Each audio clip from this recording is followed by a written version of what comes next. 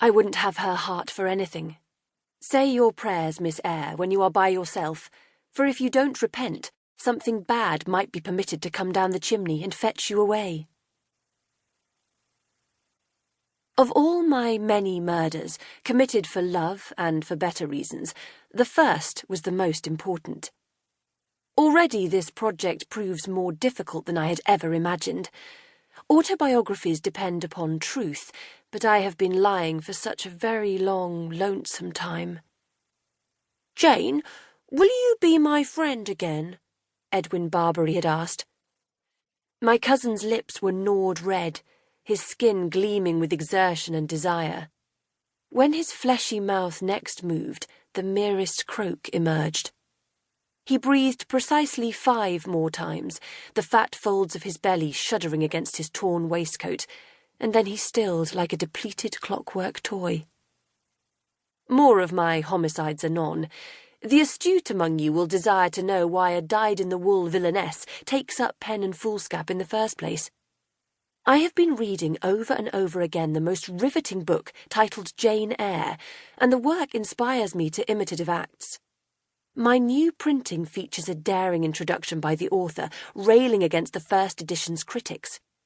I relate to this story almost as I would a friend or a lover. At times I want to breathe its entire alphabet into my lungs, and at others I should prefer to throw it across the room. Whoever heard of disembodied voices calling to governesses of all people, as this Jane's do? Hereby do I avow that I, Jane Steele, in all my days working as a governess, never once heard ethereal cries carried to me upon the brawny shoulders of the north wind, and, had I done, I should have kept silent for fear of being labelled eccentric. Faulting the work for its wild fancies seems petty, however, for there are marvellous moments within. I might myself once have written, "Why was I always suffering? Always browbeaten, always accused, forever condemned? Why could I never please? Why was it useless to try to win anyone's favour?" I left such reflections behind me in childhood, at the bottom of the small ravine where my first cousin drew his final gurgling breaths. Yet I find myself pitying the strange, kindly Jane in the novel, whose biography is so weirdly similar. She, too, was as welcome in her aunt's household as a church mice in the communion larder, and was sent to a hell in the guise of a girls' school. That Jane was unfairly accused of wickedness, however, while I can no better answer my detractors than to thank them for their pains overstating the obvious.